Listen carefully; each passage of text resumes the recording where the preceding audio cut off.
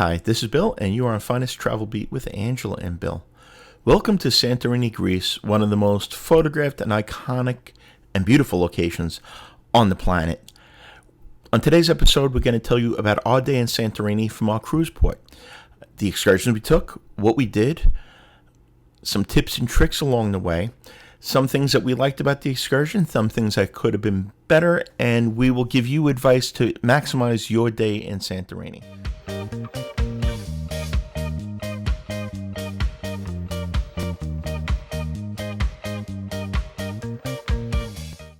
Thanks again for watching, everybody.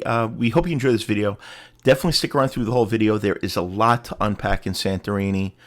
Most people think of Santorini as the blue roof picture. There's so much more to that you'll see through this video. We were very surprised.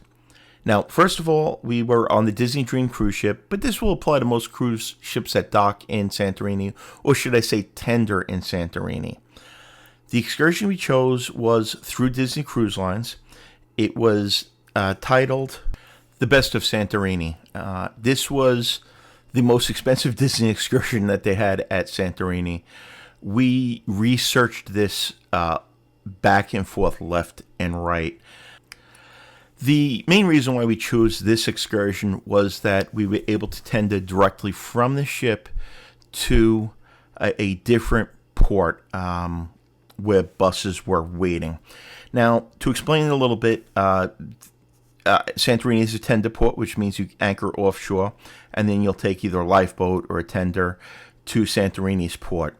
It gets tricky. Most ships tender into the old port, which is where this is. Some of the very, very small ships go into the new port. Most of them are going to go into the old port, which is at the bottom of the tram and the donkey path. We'll explain that through the video. But because we did this, we were able to tender from the ship to the new port where our bus was waiting for us. Now, if you've been watching our channel, you know we're huge fans of Project Expedition. We enjoy their tours. We researched quite a bit, though. We're trying to find if we could do this independently, a little bit less expensive through an independent one. Unfortunately, there are no excursions that we found that would pick us up in the old port that avoided walking up the donkey path or waiting for the tram. And again, as we go through the video, you'll understand what I mean about the tram and the donkey path. The tender only took about 15 minutes to get to the port, and our buses were waiting for us. As we show you a little bit around, let's talk a little bit about Santorini. You know it's one of the most breathtaking destinations in the world. Santorini was formed by a volcano thousands of years ago. Basically, all of Santorini and a couple of surrounding islands were a huge volcano and were a single island. It was a volcanic explosion, created a giant caldera, which is now filled with the Aegean Sea. So basically where your ship docks is the mouth of a volcano that erupted thousands of years ago. And it leaves behind Santorini as a crescent-shaped island that was formed basically by the top of the volcano being blown off. And thanks to this volcanic eruption, Santorini has some of the most dramatic cliffs in the world, some beautiful beaches, and very fertile soil that gives birth to its world-famous wines. You'll see a little bit of that later in the video. Now, this was a packed full day. The excursion was 9 hours. Some of the things you'll see in this video is the Minoan Bronze Age settlement of Akrotiri. We stopped at a winery. We visited the villages of Oia and Fira, and we also had some lunch at a local brewery. As we board the bus and we start heading up the switchback to kind of go up the side of a cliff, this would be a good time to tell you a little bit about getting to Santorini from your cruise ship. Now again, you'll most likely be in the old port. You'll see there's a smaller ship off the coast there that will come into the new port, but most of them, the Disney, Celebrity, Royal Caribbean, the ones that you're familiar with, will probably go into the old port. Now you have two options. There is a cable car that will take you straight up the side of the mountain into the town. It takes about 3 minutes. The only issue with that is the lines can get quite long for the cable car going up and even longer for the cable car going down. That's one thing that we heard from multiple people, both on a cruise and when we were researching it ahead of time, that the lines to get back down from the cable car could be an hour more in length. So it would really cut your time down to make sure you're back into the cruise ship on time. The other option is to take the donkey path. The donkey path is a switchback climb. Again, pretty much straight up the side of a cliff. They do have donkeys that you can ride. Personally, I'm not trusting a donkey on slippery ground and everything, but I hear it's fine, or you can walk. The issue with walking is it's very steep. My understanding is the ground is fairly slippery, and donkeys will do what donkeys do along the path, so you constantly have to be watching for donkey business. I guess in general, the first tip I'll give you about going to Europe, Caribbean is different if you're in the United States. You visit the Caribbean all the time. There's a lot of things you can do there very inexpensively. But if you are traveling, especially from the United States, going to Europe, you go into Alaska, you go into the British Isles, you go into Australia, budget money in for excursions. They are not inexpensive, and the good ones are going to be more expensive. Small groups is best if you can find them. It will really maximize your time. While we loved Santorini, we'll tell you about it later at the end, there's a very small chance that Angela and I will end up back in Santorini. So our mindset was, you know what, let's splurge, let's save up a little bit more, maybe we'll do less cruises, and budget that money in for the excursions. Trust me, it does not disappoint us. We have rarely said that, wow, we overpaid for an excursion. Our first stop of the day was going to be the Akrotiri Ruins. I'll explain that when we get there. But let me just talk a little bit about the earthquake that happened in the early part of 2025. Santorini is recovering from a very powerful earthquake. It did temporarily disrupt tourism and cruise ship arrivals. There was some structural damage, especially at the Akrotiri site and some of the infrastructure. Now, this footage we have here was filmed before the earthquake, so I do not know the extent of the damage. Hopefully it was minimal, and hopefully this site is opened. I've read reports that it is, but that's one of those things you may want to check with your cruise line or the current news about if this is open or not. But they've been very resilient. Most of the infrastructure has been repaired. The cable car was out for a little while, but that is back growing now, and cruise ships are returning. Now, if you've been watching this series, you know that we were very disappointed in one of our pre-cruise days in Rome. We were supposed to go on a excursion to Pompeii, which was an absolute top bucket list site for me. Unfortunately, we were unable to.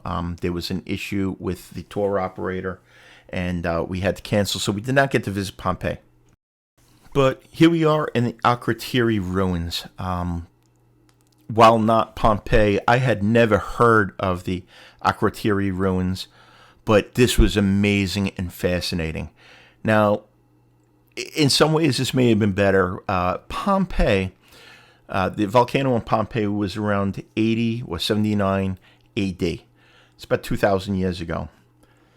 The Akrotiri Ruins was buried by a volcanic eruption 1600 BC. So 1600 years before Pompeii was when this village was buried by volcanic ash. I should mention we had an excellent tour guide. She was obviously local from Greece, but she gave us a lot of information along the way. Way too much to go into on this, but she would stop. She was very good at letting us know how the day was going to go, bathroom opportunities, just describing things. She's very, very proud. We loved the Greek people. They really are so full of life and very, very happy and very pleasant people in general, as you'll see through our time in Greece. We just really, really enjoyed the people as much as anything else. We spent about 90 minutes at the Akrotiri Ruins, which was fantastic. Very interesting. We saw that there's multi-level buildings.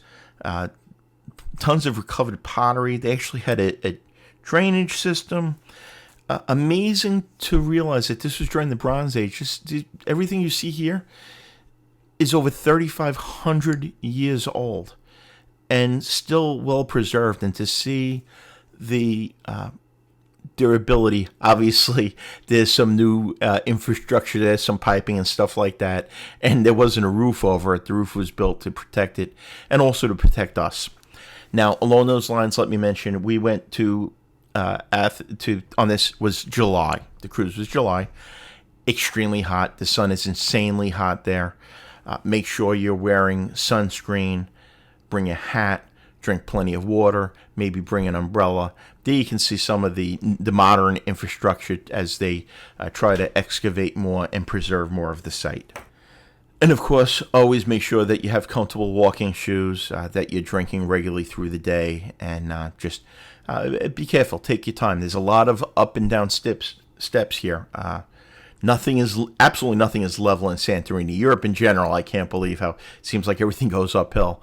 But Santorini in particular, there's a lot of steps and it's a lot of climbing. So just be comfortable as you look here at some of the buildings and the pottery.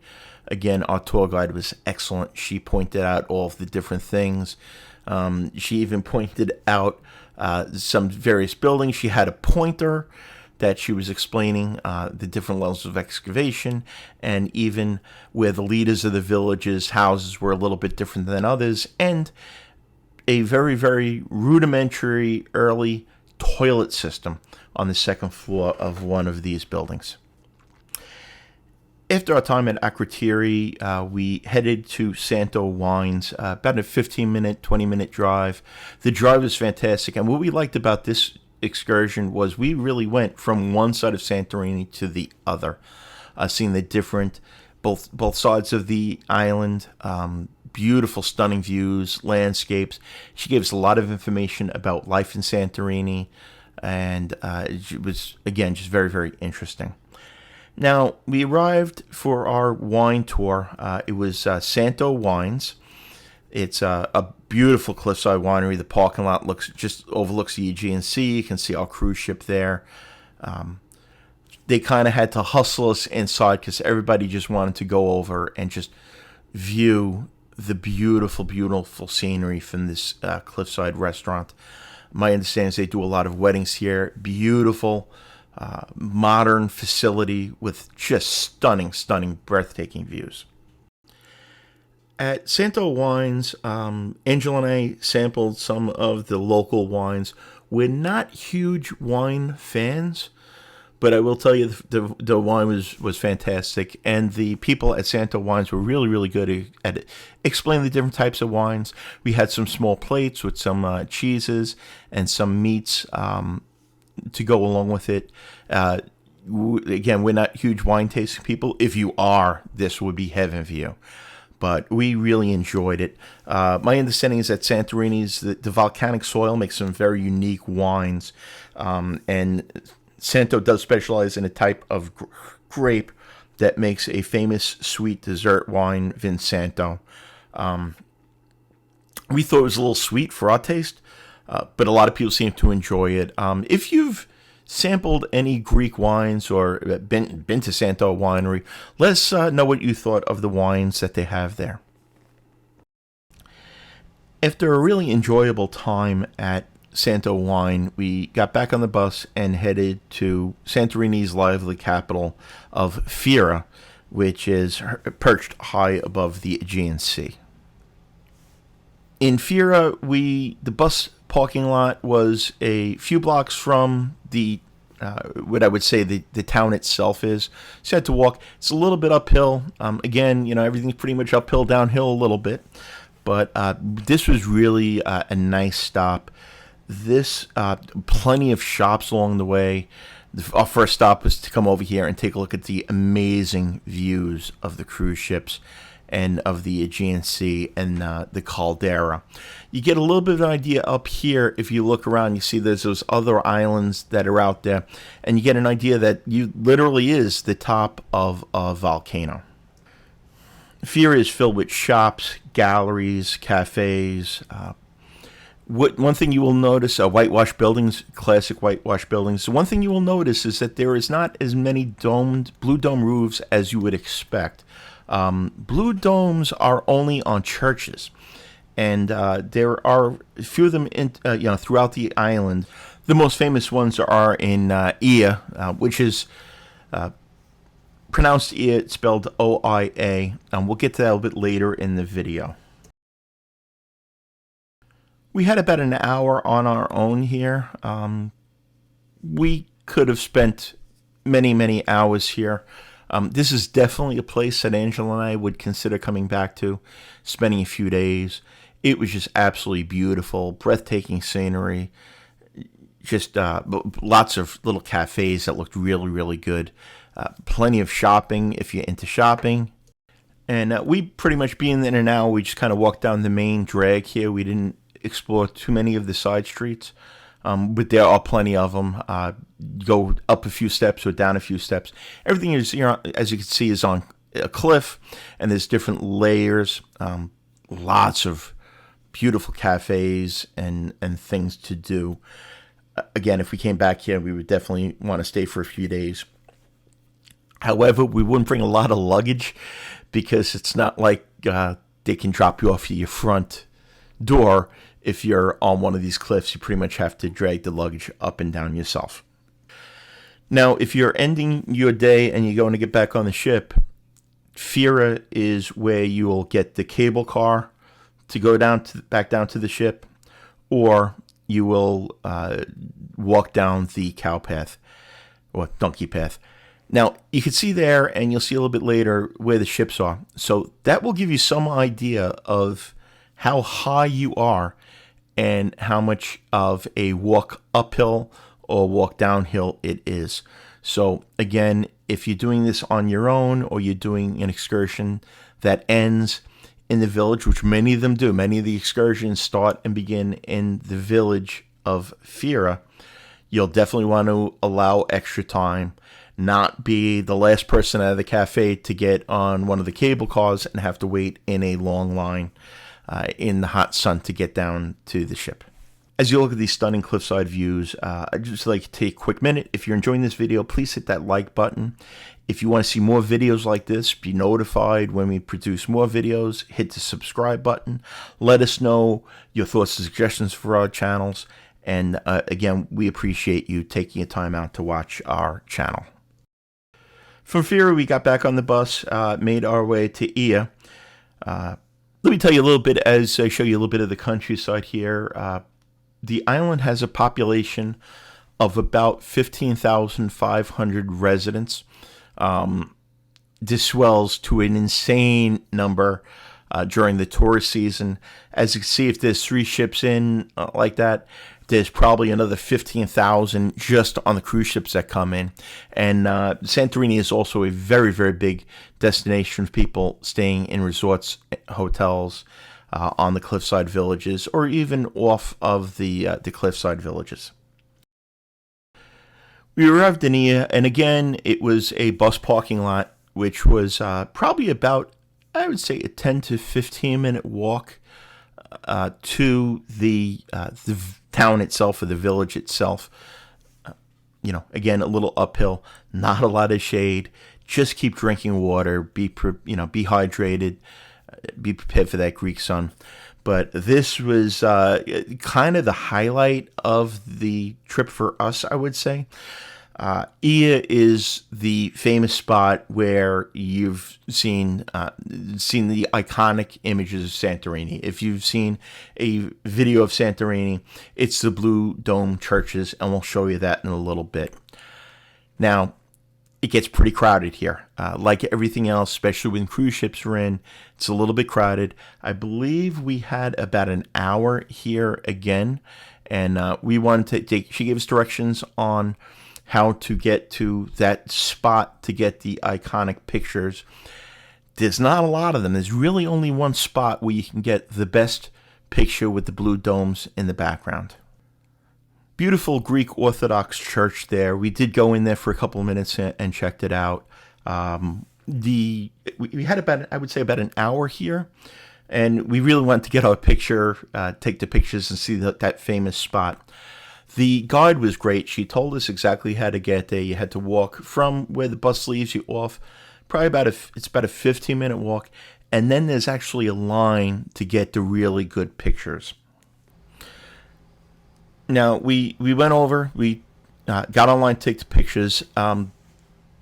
You can see a couple of the blue roofs there, which we took photos of, but the really iconic one is coming up. I'll tell you one thing that really, really annoyed us more than life itself was there's a line for pictures. I understand you want to get the perfect picture, but it's not a private photo shoot. And we had a couple ladies in front of us that took a good 20 minutes trying to, each one of them, take the perfect Instagram photo, fixing their hair, fixing their makeup. It was really outrageous. It was very annoying. It was very disrespectful. Unfortunately, we're younger people, and their whole thing, all they wanted to do was get the perfect photo.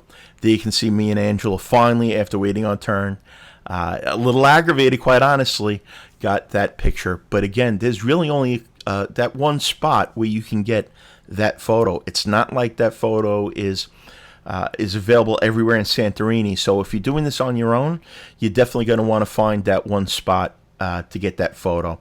Ask around, they'll point you in the right direction. After our time in Oia, we got again back on the bus. We spent a lot of time on the bus, but it was beautiful. The views were great.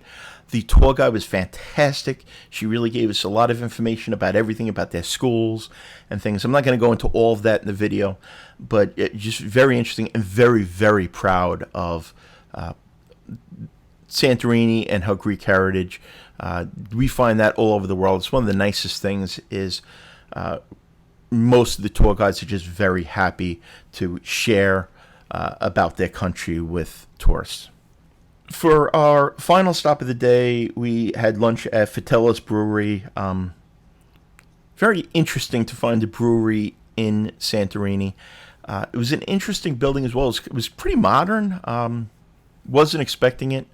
They do brew their own beers here.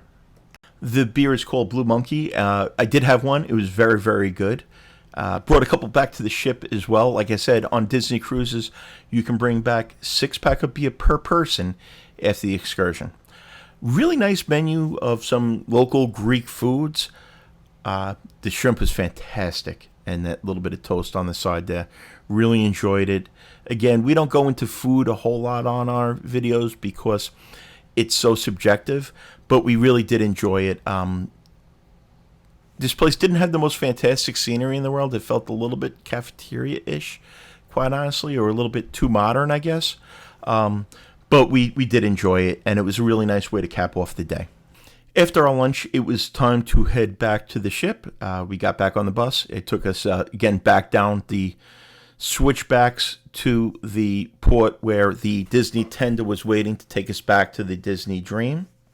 While it was a long day and we did a lot of walking up and down hills, we could have spent a whole lot more time in Santorini. Again, it's on our short list of places to go back to and spend some time. Just breathtaking. We had already, if you've been following this, we started off in Rome. We had 3 days in Rome where we did a lot there. We hit the ground running after Rome. We went to Hania, Crete, did a nice little beach day. The day before this, we were at Athens. That was another busy day. And after this, we were supposed to go to Mykonos. That was canceled. But then we had Sicily, we had Malta, we had Mallorca, and then finishing off the videos or the series and videos in Barcelona. Many are up on the channel already. The rest are coming. Now, if you've been watching our videos, you know this is the part that we usually recap what we liked, what we thought could have been improved, whether we would do it again.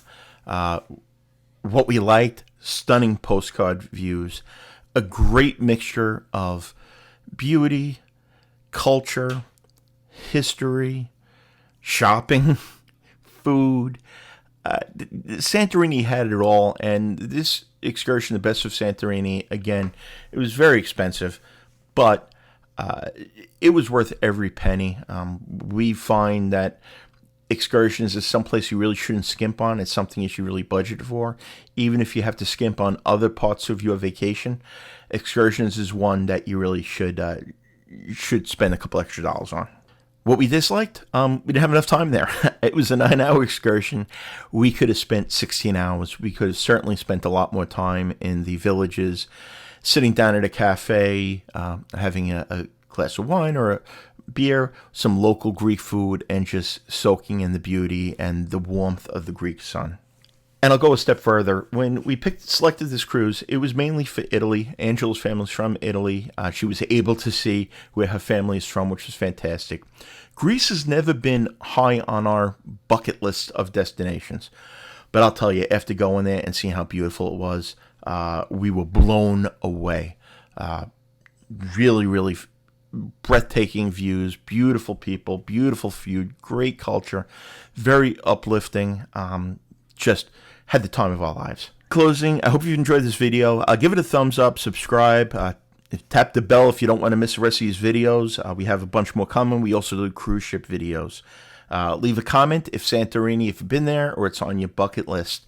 And on behalf of Angela, thank you so much for watching, and we'll see you on our next adventure. Bye-bye, everybody.